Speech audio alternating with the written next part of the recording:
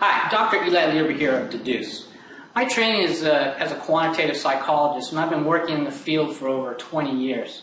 But over the last 15, I really dove into doing mixed methods research. And we found out a long time ago that there really weren't any tools to help us do the kinds of work that we wanted to do when we were using methods from psychology, anthropology, sociology, marketing, research. So we came up with a tool. It's evolved over the last 10 years, and now we're really happy to show you what Dedoose can do for qualitative research and mixed methods research. So what are mixed methods? Well, most people are pretty familiar with quantitative research methods. Quantitative methods are great for learning about what kinds of things there are, what kinds of people are there, and how many. So we might ask questions about people's demographics, their gender, age, income level. We might get scores. We might have them rate on a 1 to 10 scale. How important to you is education, religion, family? And we might have them fill out other kinds of scales, like depression. How happy are you on a scale of 1 to 100, or a bunch of items that we fold together to make scale scores. And so what do we do with these things? We can analyze them as individual variables, like age group, 1, 2, 3, how many, what percentage of our population sits in each of those categories. We can do bivariate relationships, looking at age by sex, for example. So here's the age group here, but when we break it out by males and females, we see there's a different percentage in each of those groups.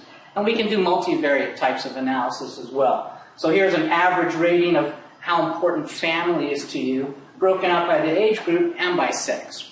There's all kinds of great and powerful things that we can do with quantitative data analysis, and we're not here to talk about that. Qualitative methods seek to understand human behavior and the reasons for those behavior. A lot of people are less familiar with qualitative research methods than they are with quantitative. But basically, qualitative data and the methods that generate them are seeking answers for why people do the things that they do and how they do them. What motivates them? What feelings drive the kinds of decisions that people make? What values? What things about their cultural background are important in understanding why they act the way that they do? So as a simple illustration, let's say we're interested in understanding why people make certain decisions about hotels. We go out to the field and have people just tell us stories about their most recent hotel decision. Typical approach to these data from qualitative research perspective would be to go through those texts and look for the themes that people talk about in a consistent way. So let's say, for example, after we look at a whole bunch of these stories, we hear people talking about luxury, sophistication, and intimacy on a pretty regular basis. The next thing that we do is go through those stories, looking for sections of text where people talk about one or more of these things. We can also apply a weighting system. Here we've got an example of a 1 to 10 weight scale based on how important it is. So let's say in this story, here's a piece of text where they're talking about luxury and intimacy. So we'll say 1 and 3 are the codes, and they really thought luxury was the most important factor, so we'll give that a 10, a weight of 10. And intimacy was moderately important. We'll give that a 7. So we continue going through those texts, looking for all the segments where people talk about one or more of these tags. So here's another one. They're talking about sophistication. Sophistication, they say, well, you know, people talk about that, but it's really not that important to me. So we'll give that a weight of 2. Here's one more. They're talking about luxury and sophistication. Again, sophistication is really low. Luxury remains really high. But wouldn't it be cool if we could put all these methods together? Some famous researchers have talked about the fact that all research methods have flaws. So by mixing methods together, we seek to capitalize on the strengths of each and avoid some of the weaknesses. Dedoose is great just for qualitative data analysis, but when people are trying to bring it all together in a true mixed method design, that's where Dedoose really shines. That's why we built it, and that's what it was designed to accomplish as efficiently as possible. These studies can be really complex, and people are looking for answers as efficiently as they can. With today's technologies, we were able to put together a tool that accomplishes all of this and gets you to your answers very quickly. So come check it out. All right, welcome to my computer. I'm going to just log into Dedoose, but remember, as a web application, anywhere I have a computer and internet access, I can log into my project. So here's our hotel project. Our resources are here. Here are the tags we've already created. Here are some excerpts that we've already created and tagged. Our descriptor data are over here. Here's the fields that we've defined, and here are the data themselves. And right here on our dashboard, we get a glimpse of the many data visualizations that Dedoose produces automatically. Most of them can be modified. and all are dynamically linked to the qualitative data that they represent. So if we're interested in drilling down to those excerpts from the 50+ age group that were tagged with cost, we simply click on that bar, pulls those excerpts up, and we can go ahead and examine them further. Also, Dedoose is very transparent and allows you to move seamlessly throughout your database. So if we pull up excerpts that we're interested in, we want to drill in a little bit deeper, simply clicking on that excerpt takes us to the excerpt itself in the context of its original source. So let's go back home. It's also important to point out that all the charts, graphs, list of excerpts, descriptor data can all be exported from Dedoose with a simple click to be popped right into presentations or imported into other software. So let me show you one of the other important setup activities, getting your documents or resources into Dedoose. I'm going to go ahead and just import a document. It prompts me to find the resource on my computer. I'll go ahead and give it a title. Submit that to the database. You can see that Dedoose supports images in virtually any language. So here's some example text from the hotel study.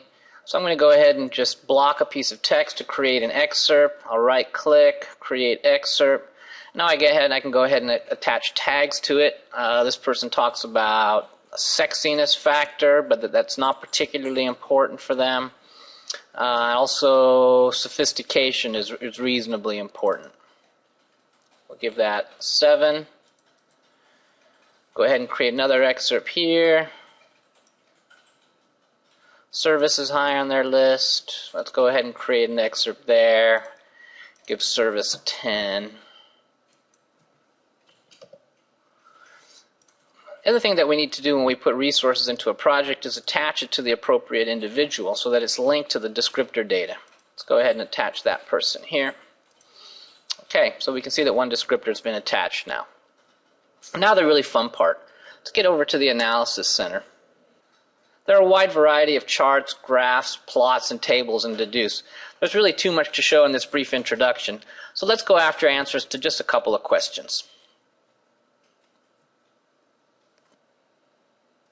You can see that there are lots of charts, tables, and plots that are available in Dedoose. Let's go ahead and look at something based on our tagging activity.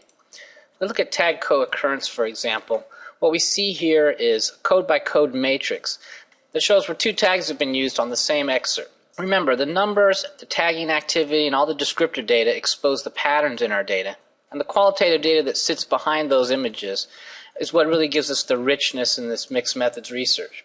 So we see here that 13 times luxury and cost were used on the same excerpt. If it's meaningful to our research that people talk about cost and luxury at the same time, we might want to go and look at those excerpts. So here we can pull them up. We can explore them. Again, we can jump back to the resource and export these as well. So let's go ahead and close that.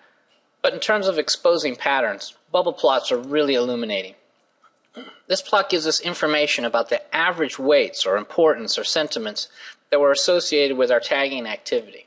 So I'm going to go ahead and break things out by age group.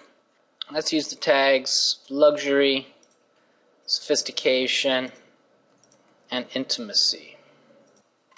This plot actually gives us 4 dimensions to look at our data.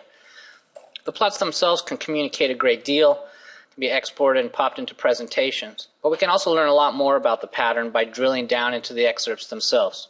So this bubble here represents the age group 50+, and this group was relatively low in the importance of luxury, but relatively high in sophistication and intimacy in their hotel decisions. So if we're putting together a marketing message, we want to come up with something that's really going to resonate with this particular subgroup. We go ahead and open up those excerpts, and we can really get a feel for how people are talking about these things and understand the reasons for why they feel that particular characteristics are more or less important when they're making their decisions. There's so much more I'd love to show you about Dedoose, but I think we're out of time. Thanks for checking in. We've got a number of other videos on our website that give you step-by-step instructions about how to set projects up and how to get the best out of Dedoose in your work.